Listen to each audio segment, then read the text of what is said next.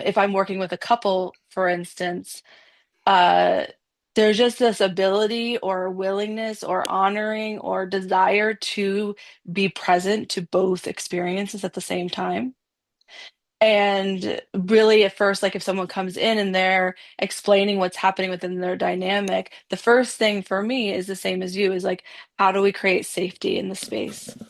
So if someone came in is feeling like really vulnerable or someone's really uh scared, we address that first. So that it's consent-based work where we all get to be here, including myself, in a present mode to be gentle and create a safe enough environment that people can start sharing what they are longing to share.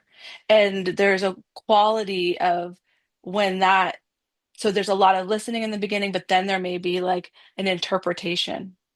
So when you're saying this, or when you've heard this, your partner say this to you, how are you feeling now inside?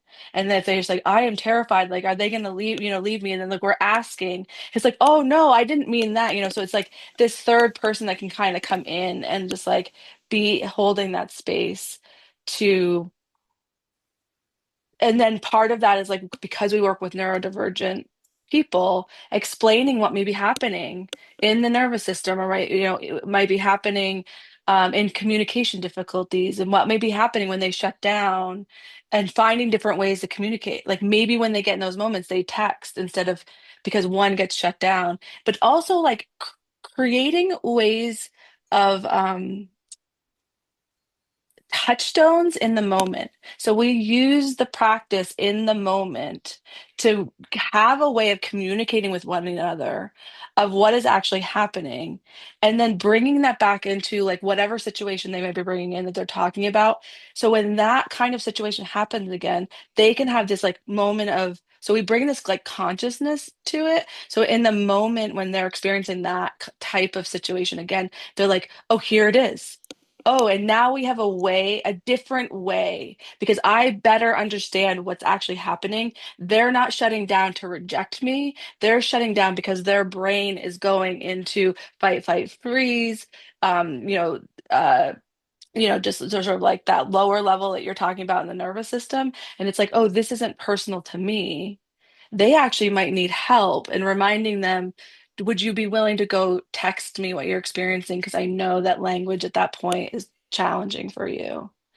And so if the relationship becomes at stake, like, are they going to, is this insurmountable? What ends up kind of happening is everybody gets to have their experience. And then there's this cross kind of starting to understand one another because we get to check in about it. Then and we've created the sense of safety. So if someone comes in as like, I am terrified, okay, let's first address the terror. So sometimes it can look like we're just addressing one person in the dynamic. And sometimes the beauty of you and I working together, if someone says comes in and is just newly diagnosed autistic, has a background of dissociation, we might say, what if you met with Miranda on the off weeks of us working to and work on the dissociation and really figuring out how you can be here because we want you here in the session with us. And that has been so remarkable because of the when I can tell after they've worked with you that maybe, in the beginning sessions, they're, looking away, can't be here. You can almost feel this like drifty. And I think the partner will like come in closer. And then that's, sort of this like push and pull once they've worked with you, and you can just feel this sort of groundedness. I can like, wow, I see this work that you've been doing. And there's just like this Exactly. congratulation for their system. Yeah. Yes. And that's why I love working with you and having our clients see both of us because it's like in our, it's almost like I feel like with my work, we're in this little like demo studio space that's separate from the world. And we're getting to practice in real time, feeling what's going on, but um, it's not in context. It's entirely within their own private experience. And so then getting to practice in real time with their primary partner, the person that is most important Yeah. for them to be Hmm. able to share this stuff Hmm. with a safe person that holds the space and is, um, nuanced enough and delicate enough to notice when they're there and when they're starting to go, and reflect that back and let their partner see too. It's like Yeah.